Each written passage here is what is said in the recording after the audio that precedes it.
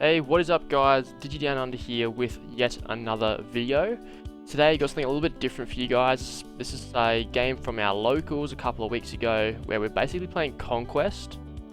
Now, for those of you who don't know what Conquest is, basically you have two decks which you run, and then from there you have to play both those decks and you have to win with both of those decks that you have. You can only run 4 of the same card across both decks as well. So here I'm on the right, Jake playing blue hybrids and Jesmon, and then on the left we've got Ben playing, I believe the same thing, blue hybrids and Jesmon as well. So basically the rules are simple. You play best of 3. If you win with one of your decks, you have to change to your second deck. So essentially if I win here with my blue hybrids, I have to change to Jesmon in my game 2. Essentially to win the round, you have to win with both color decks. So let's get right into it. Also starting off playing blue versus, I think Ben's playing blue as well, so I have to start off playing a Davis. The glare there is a bit hard to see. Ben starts off with hatching into Siakomon. Great card for this matchup, especially this sort of stopping that Beowulf, going into that for 1. Usually blue can do so much with 3 memory, being able to stop that with Siako is amazing. And then he just plays, because I give him 4, he plays a Madoki. I mean, he plays a Bokomon, searches the top 5, and grabs the Snorujo and the Korikaku, good choice. And then plays the Sora and Joe.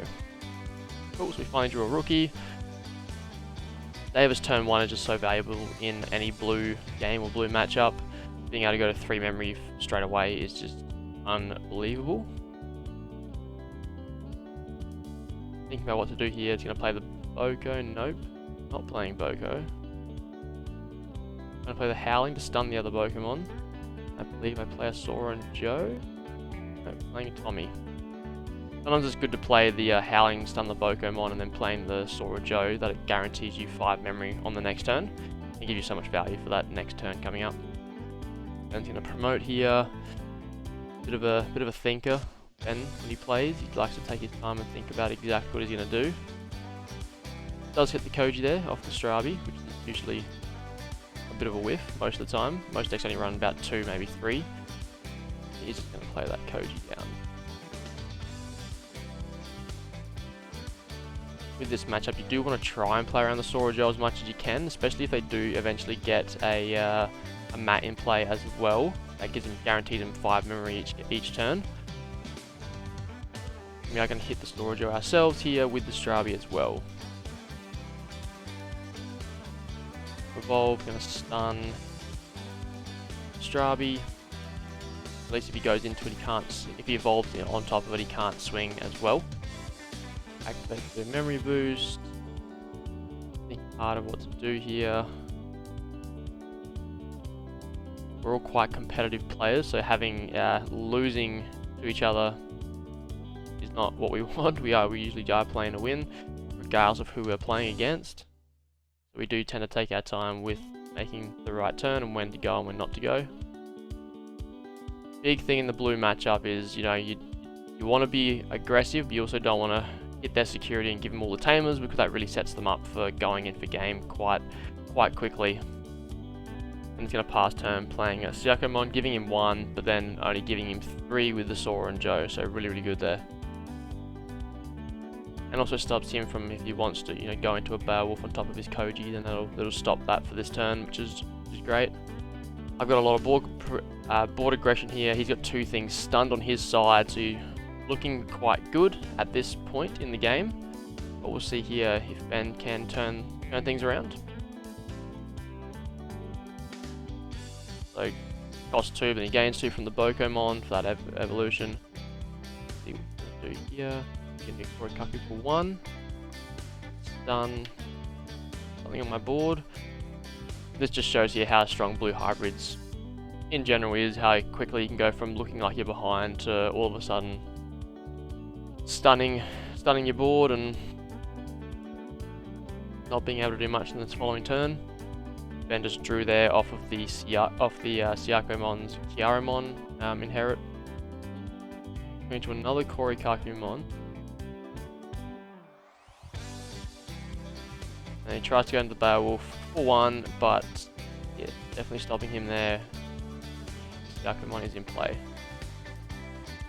So I went from having lethal on board to now probably looking quite far behind when comparing it to Ben's board there on the left. Just going to play another Bokomon. Obviously missing tamers and other pieces in hand. Not ideal. We are going to hit the Sora and Joe and the Kumamon, which we're going to use there to gain 2 memory thanks to both the Bokomons. Korikaku there for 1, just trying to stop him from going for lethal next turn, and keep our board aggression.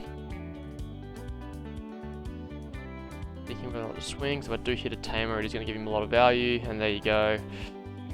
That's going to hurt a bit. So no matter what I do here, he is guaranteed to go to at least 5 memory. He's also got the boost in play, so he should be able to do a lot with his next turn here. I just play Sora and Joe. Do I play a Tommy? I play a Howling Memory Boost, apparently. Don't know if that was the right play to do, because it means that if I do survive this turn, I cannot go in for lethal next turn with only my 1 swing in raising area, depending on if he stuns my entire board or not. But looking at that there, he's got 3 swing plus the 2 tamers at 5. Shouldn't have lethal unless he does have the Magna Gurumon in hand. Ben and I both play a very similar list. Mine is slightly different.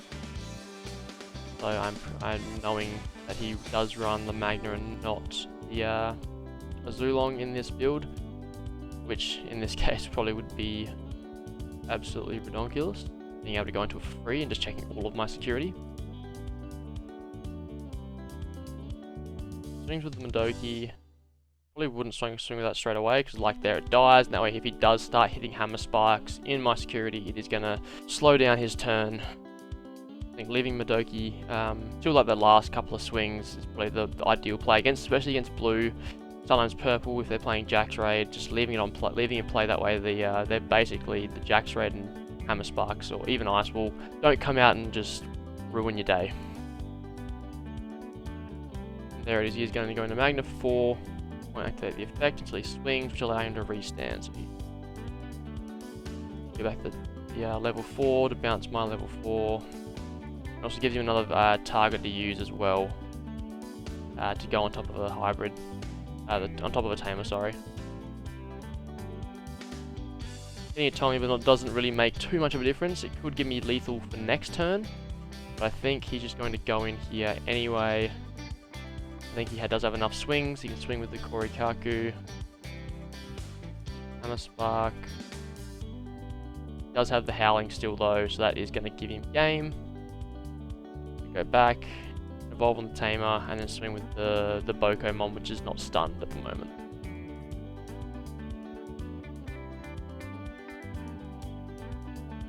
Yep, and that'll be game. And that is game 1. So moving into game 3. So here we are. Ben, because he won, he has to change decks, and I believe he is playing Jesmon, so I think I decide here to stay on blue, because blue into Jesmon is a really good matchup, especially if they're playing Systemons and things. We are running side decks, so Ben and I are both looking through our decks here and just deciding on what we want to change out.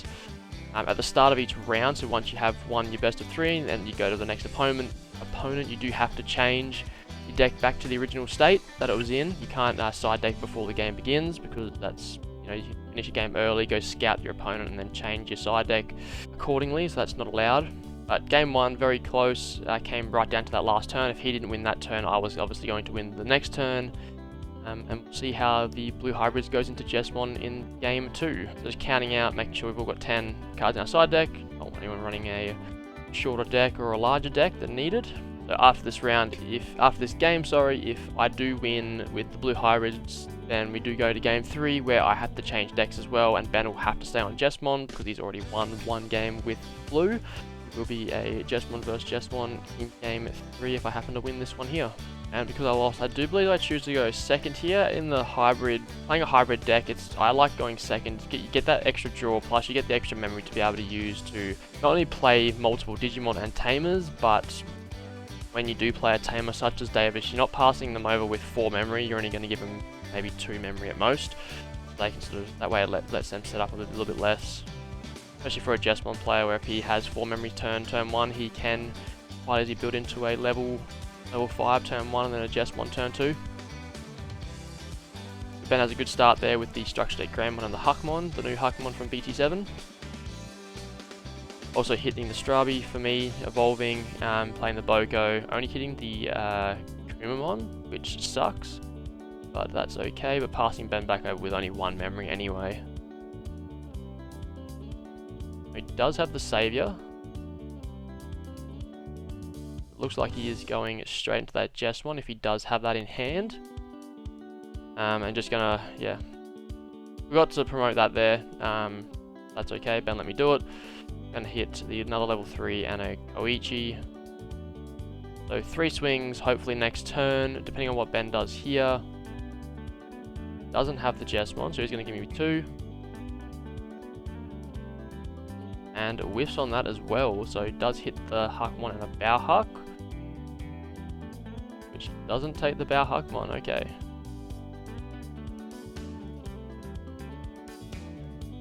So just trying to evolve and cycle as much as I can through my deck. I do finally get the Davis, so we're going to play that. So he can stop putting us to 2, we can go to 3 each turn. And we can start using it to evolve and getting more value with the 2 Bokomons we have in play at the moment.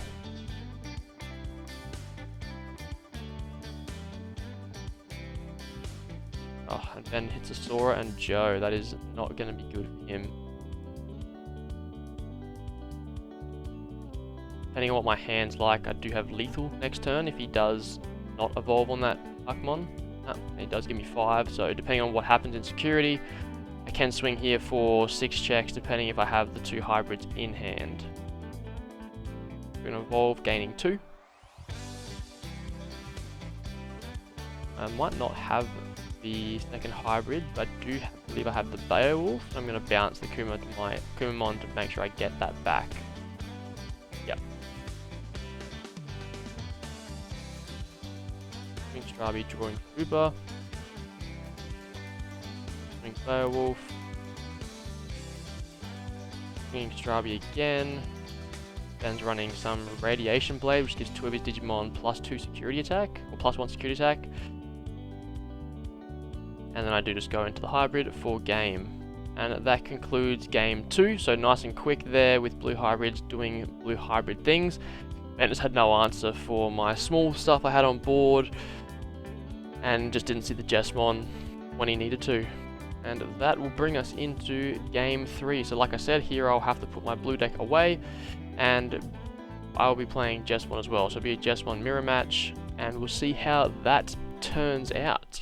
Now I think Ben decided to go first. I think in a deck where you are trying to build into your level 6 or level 7, going first is the right option to do.